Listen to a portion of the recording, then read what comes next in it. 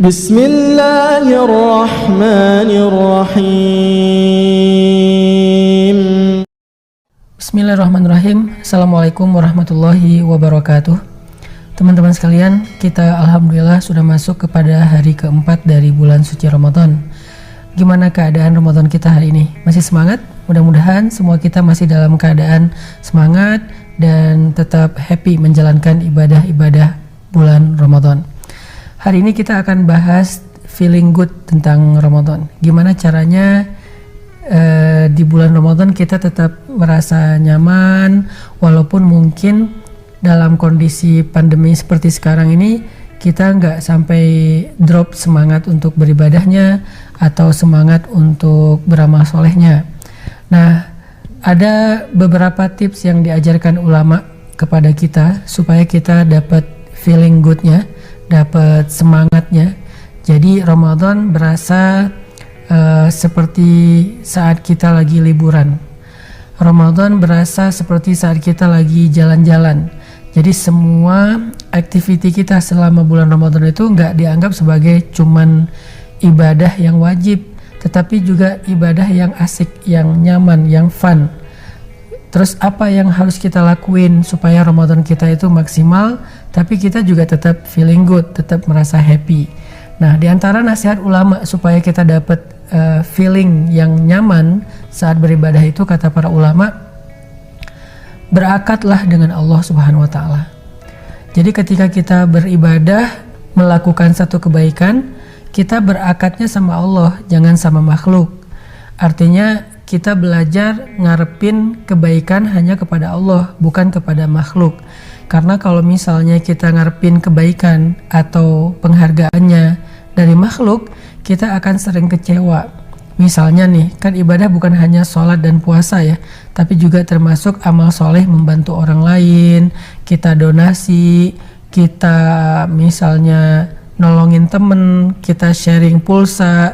Mungkin di antara teman-teman yang lagi work from home atau yang lagi kuliah online, belajar online, kekurangan pulsa nih, akhirnya kita sedekah pulsa untuk dia supaya dia bisa tetap online belajarnya di sekolah ataupun di kampus. Nah, tapi setelah kita bantu dia, kita tuh kayak nggak dihargain gitu. Dia malah akrabnya sama teman kita yang lain, sama geng yang lain. Di grup dia gak pernah nyaut apa yang kita broadcast. Akhirnya kita jadi bete, jadi baper.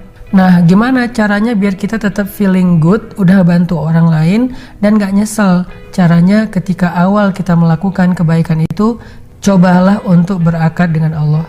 Saya bantu dia karena saya pengen Allah bantu saya. Saya melakukan ini untuk orang itu karena saya pengen Allah nanti ngelakuin itu untuk saya. Jadi balasan yang kita harapin itu dari Allah, bukan dari orang yang kita bantu, bukan dari makhluk, bukan dari manusia. Sehingga kalau kita berakadnya dengan Allah, kita bakal feeling good terus dengan ibadah kita.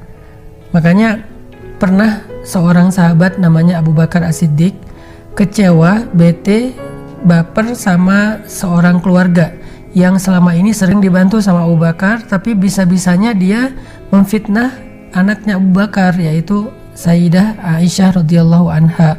Fitnahnya fitnah yang berat lagi, dituduh selingkuh sama seorang sahabat Nabi sendiri. Sehingga Abu Bakar merasa sangat kecewa kepada laki-laki itu. Lalu Abu Bakar bersumpah, demi Allah saya nggak akan mau lagi ngasih dia nafkah. Demi Allah saya nggak akan nolongin dia lagi. Demi Allah saya nggak akan ngirimin lagi dia makanan. Nah, ketika Abu Bakar bersumpah, Allah Subhanahu wa Ta'ala menegur Abu Bakar di dalam surat An-Nur. Allah mengatakan, janganlah orang yang memiliki kelebihan harta di antara kalian bersumpah untuk tidak lagi memberi bantuan kepada saudaranya dan kepada orang miskin. Falyafu wal yasfahu. Hendaklah dia memaafkan dan berlapang dada. Allah nyuruh Abu Bakar memaafkan orang itu, padahal orang itu adalah orang yang sudah menyakiti hatinya Abu Bakar, padahal Abu Bakar sendiri juga udah sering nolongin dia. Ini gimana nih? Abu Bakar yang nolongin dia, tapi dia malah memfitnah Abu Bakar, nyebarin hoax tentang keluarga Abu Bakar, tapi Allah bilang maafin dia. berlapang dada atas semua kesalahan dia, wahai Abu Bakar. Terus apa ya Allah tawarkan kepada Abu Bakar sebagai gantinya ketika Abu Bakar memaafkan dan berlapang dada untuk kesalahan orang itu? Allah mengatakan, ala tuhibbuna ayyaghfirallahu lakum? Tidakkah kalian suka jika Allah mengampuni dosa-dosa kalian? Artinya, kalau kamu maafin dia, kata Allah, nanti aku yang akan maafin kesalahan kamu. Kalau kamu berlapang dada terhadap kekurangan dia, kesalahan dia, aku juga akan melapangkan ampunan dan maafku untuk kamu terhadap segala kekurangan-kekurangan kamu dalam ibadah, wahai Abu Bakar. Jadi memang ditawarin tuh akad dengan Allahnya. Kayak misalnya ayat tentang dakwah, hal adullukum ala tijaratin tunjikum min azabin alim. Maukah kalian aku tawarkan satu perniagaan yang menyelamatkan kalian dari api neraka, yaitu beriman dan berdakwah di jalan Allah. Itu lebih baik dari apapun juga. Jadi Allah tuh selalu kayak pengen ngelurusin niat kita dari yang tadinya berakad dengan manusia jadi berakad kepada Allah. Kalau saya nolong dia, nanti Allah yang nolong saya. Kalau saya bantu dia, nanti Allah yang bantu saya. Kalau saya maafin dia, nanti Allah yang maafin saya. Kalau saya berlapang dada, gak baperan sama dia, nanti Allah yang akan melapangkan kebaikan untuk saya dan gak akan ngitung-ngitung sama saya. Kalau saya sayang sama dia, nanti Allah yang akan sayang sama saya. Kalau saya menyelesaikan masalah dia, nanti Allah yang akan menyelesaikan masalah saya. Dan begitu juga dengan ibadah-ibadah yang lain. Berakatlah dengan Allah. Kita gak bakal gampang baper atau kecewa. Akan selalu feeling blessed, never stress gitu kan. Sehingga kita jadi orang yang tetap bisa menikmati ibadah-ibadah Ramadan kita. Makanya muncullah sebuah kaidah fikih, al jaza min jinsil amal. Balasan itu tergantung jenis amal yang kita lakuin. Maksudnya kalau kita maafin orang, balasannya Allah maafin kita. Kalau kita nolongin orang, balasannya Allah yang akan nolongin kita. Kalau kita memudahkan urusan orang, balasannya Allah yang akan memudahkan urusan kita. Nah, ini bukan hanya kaidah fikih, tapi harus jadi semacam akad dalam kita berbuat baik, dalam kita beramal. Kita bantu tetangga, atau misalnya kita ngasih berbuka puasa buat security di komplek rumah kita, atau kita misalnya kadang-kadang ngasih banyak takjil ke masjid tapi nama kita nggak disebut, atau masjidnya nggak ngundang kita pas lagi ada rapat, atau kita pas datang ke masjid malah kayak pernah dibentak, akhirnya kita sebel sama orangnya. Jangan sampai karena kita sebel sama seseorang akhirnya kita jadi nggak berbuat baik lagi kepada dia. Berarti kita berakad dengan makhluk, bukan dengan Allah Subhanahu wa Ta'ala. Kalau udah kayak gitu, kita nggak akan feeling good lagi dalam beramal soleh atau beribadah.